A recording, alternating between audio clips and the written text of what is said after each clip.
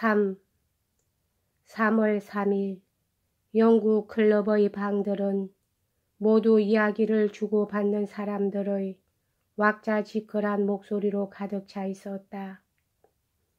그리고 클럽 회원이며 내빈들은 봄 들판을 날아다니는 꿀벌처럼 여기저기를 왔다 갔다 하기도 하고 앉기도 하고 서기도 하고 모이기도 하고 흩어지기도 했다.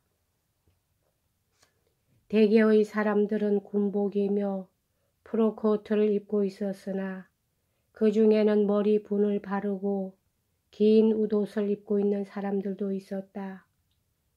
머리 분을 바르고 긴 양말에 단화를 신은 제복의 하인들은 문 옆마다 서서 무엇인가 봉사할 일은 없는가 하고 내빈이며 클럽 회원들의 일거일동을 놓칠세라 잔뜩 눈을 부라리고 있었다. 출석자의 대다수는 세상에서 존경받고 있는 노인들로서 그 자신만만한 얼굴은 넓적하고 손가락은 굵고 거동과 음성은 다부진 데가 있었다. 이러한 유의 사람들은 언제나 일정한 자리에 앉아서 언제나 일정한 그룹을 만들고 있었다. 나머지 소수의 출석자는 일시적인 뜻하지 않은 손님들, 주로 젊은이들이었다. 그 가운데엔 제니소프도 로스토프도 다시금 세메노프 연대의 장교가 된 돌로호프도 섞여 있었다.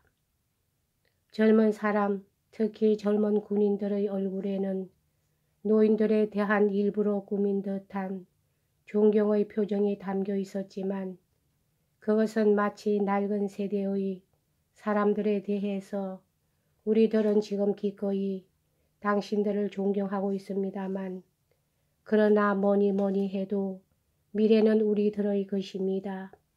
그것을 기억해 두셔야 합니다. 라고 야유하고 있기라도 하는 것 같았다. 네스비스키는 클럽의 옛 회원으로서 이 자리에 와 있었다. 피에르는 아내의 권유에 따라 머리를 늘어뜨리고 안경을 벗고 옷차림은 유행을 따르고 있었으나 침울하고 힘없는 얼굴빛으로 홀을 돌아다니고 있었다. 그는 어디에서나 부에 굽실굽실하는 사람들의 분위기에 둘러싸여 있었지만 이제 버릇이 되어 있는 얕잡아 보는 듯한 태도로 귀찮은 듯 경멸하며 이런 사람들을 대하고 있었다. 나이로 말하자면 그는 젊은 사람들 가운데 어울려 있지 않으면 안 되었지만 부와 문벌에 의해서 나이 많은 명사들 축에 끼어 있었다. 그래서 그는 이쪽 그룹에서 저쪽 그룹으로 줄곧 건너 다니는 것이었다. 노인들 가운데에서도 역시 가장 일엄난 사람들이 그룹의 중심이 되어 있었다. 그래서 서로 모르는 사람들까지 명사의 의견을 들으려고 공손하게 옆으로 다가오는 것이었다. 가장 큰 그룹은 라스토프진 백작, 발루예프 그리고 나르이시킨의 주위에 이루어지고 있었다. 라스토프친은 러시아군이 오스트리아의 패잔병들에게 대여를 교란당했기 때문에 부득이 총금을 가지고 패잔병들 사이에 활로를 열지 않을 수가 없었다는 이야기를 하고 있었다. 발루예프는 우바로프가 베제르부르크로부터 파견된 것은 아우스테르리츠에 관한 모스크바 시민의 의견을 살피기 위해서라고 엄밀하게 이야기하고 있었다.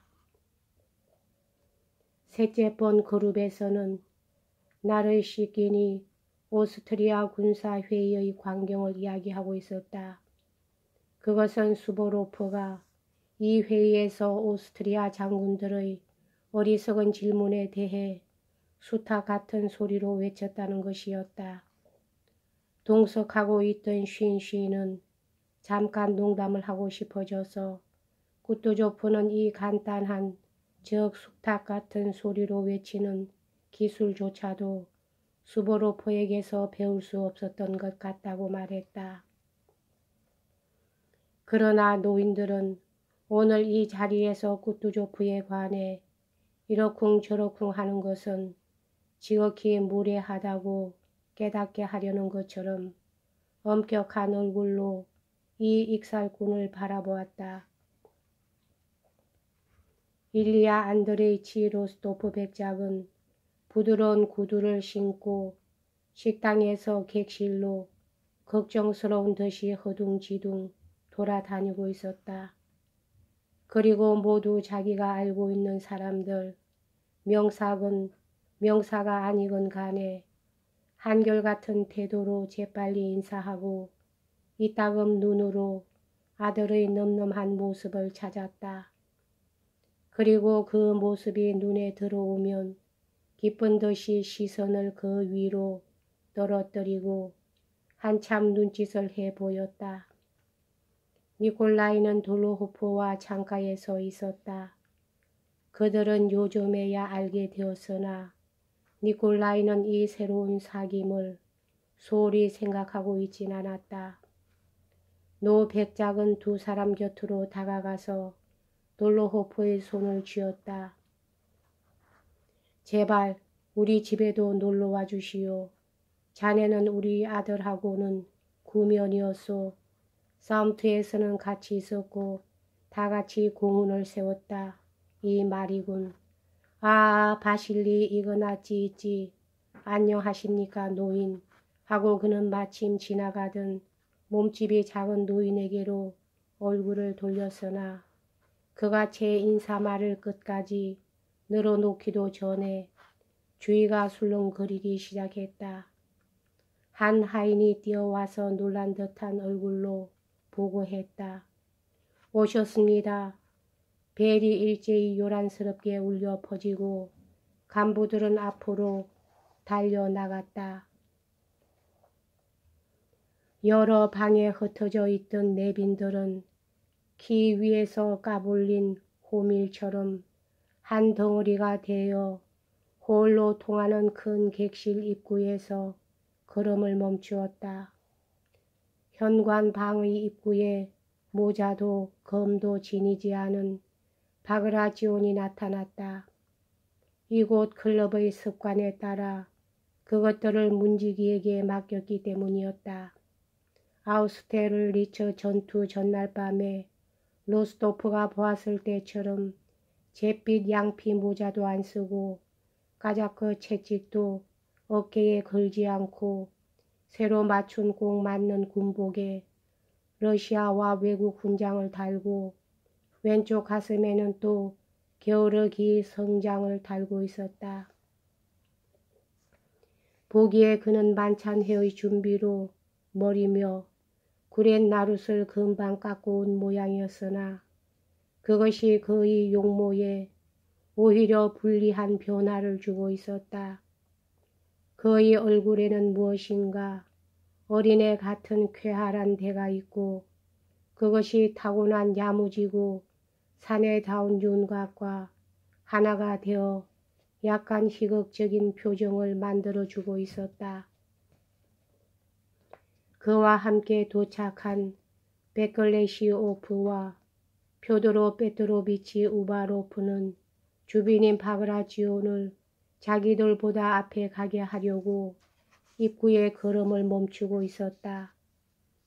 바그라지온은 그들의 호의를 예사롭게 이용하고 싶지 않은 듯 잠시 망설였으므로 입구가 조금 북적거렸으나 마침내 역시 바그라지온이 앞장서 나아갔다.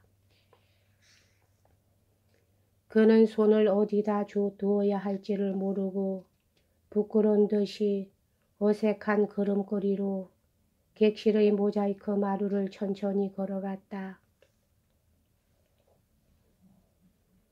지난날 생그라벤 마을에서 꾸르크 연대의 선두에 서서 나아갔을 때처럼 탄환 밑의 경작지를 걷는 것이 그에게는 훨씬 편했던 것이다. 간부들은 첫 입구에서 그를 막고 이러한 귀빈에게 접할 수 있는 기쁨을 두서너 마디 늘어놓은 뒤 상대편의 대답도 기다리지 않고 마치 점령이라도 한 것처럼 그를 둘러싸고서 객실 쪽으로 데리고 갔다.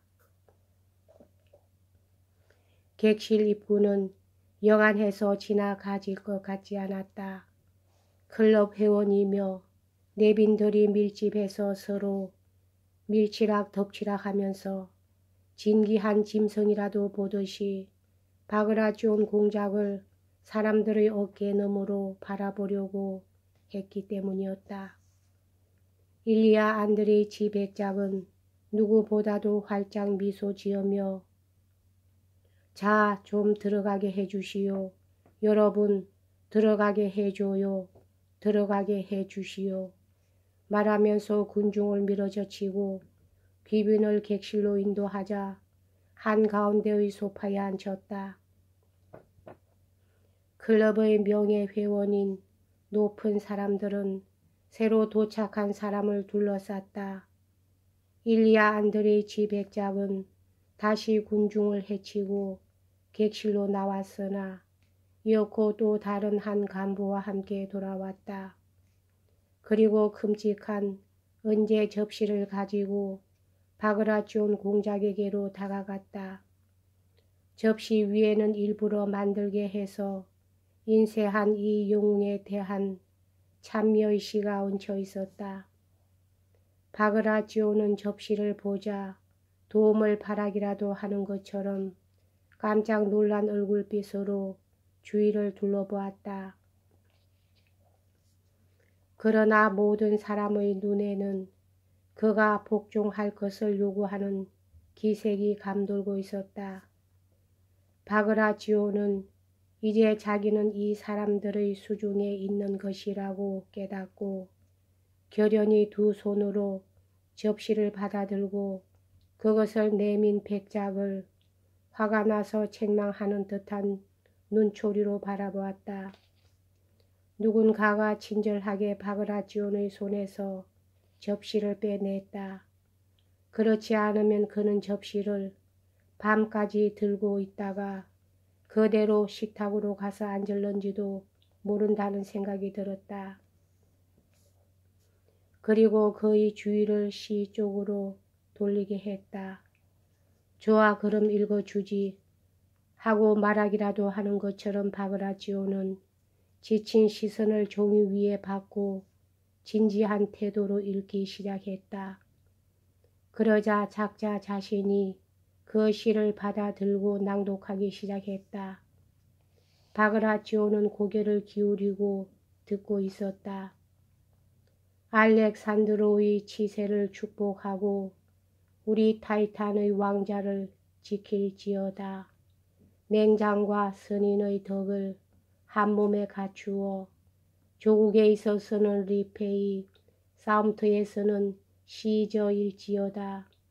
아, 행복한 나폴레옹이여, 장군 바그라지온의 역량을 쓰라린 경험을 거듭하여 안 뒤는 벌써 러시아의 알기들을 다시 괴롭힐 힘을 잃었구나.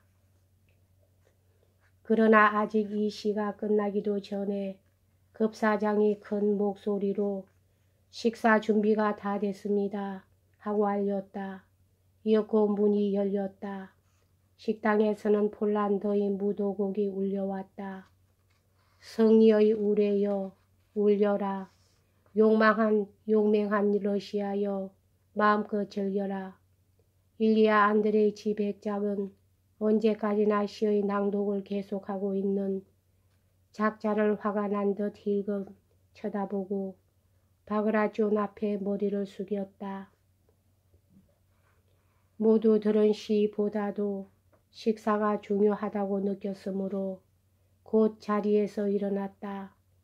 그리고 다시 바그라치온이 선두에 서서 식당으로 향했다. 황제의 이름을 따서 같은 이름인 두 알렉산드로 사이의 가장 윗자리에 바그라치온은 앉혀졌다. 300명이나 되는 손님들은 제각기 관등과 지위에 따라 자리를 정했다. 지체가 높은 사람일수록 주빈 가까이에 앉았다. 그것은 마치 물이 낮은 땅에 보다 깊게 개는 것과 마찬가지로 극히 자연스럽게 행해졌다. 식사 조금 전에 일리야 안드레이치 백작은 자기 아들을 공작에게 소개했다.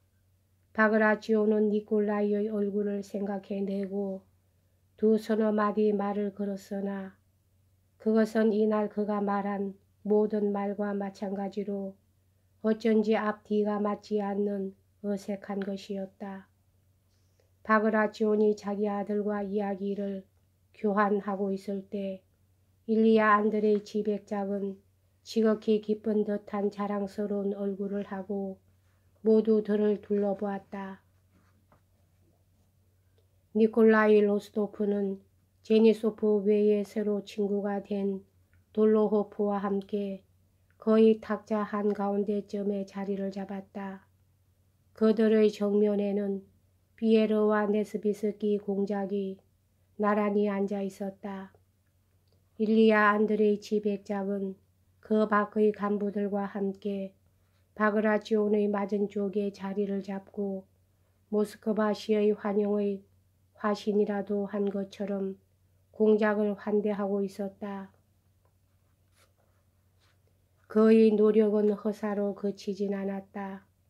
그가 준비한 식탁은 야채 요리도 어육 요리도 대성공이었다. 그러나 그는 역시 식사가 끝날 때까지 차분한 마음으로 있을 수가 없었다. 식당 지배인에게 눈짓을 하기도 하고 급사들에게 귀띔을 하기도 하면서 다음에 나올 하나하나의 요리를 가슴을 두근거리면서 기다리는 것이었다. 요리는 모두 훌륭했다. 거창한 철갑 상어가 오른 두 번째의 접시가 나왔을 때 이 철갑 상어를 보자 일리야 안드레이치는 기쁨과 수줍음으로 얼굴을 붉혔다. 하인들은 벌써 펑펑 소리를 내며 마개를 따서 샴페인을 따르기 시작했다.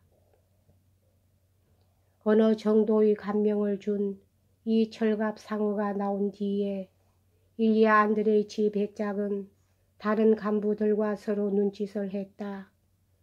축배의 수가 많으니까 이제 시작해도 좋을 때 같습니다.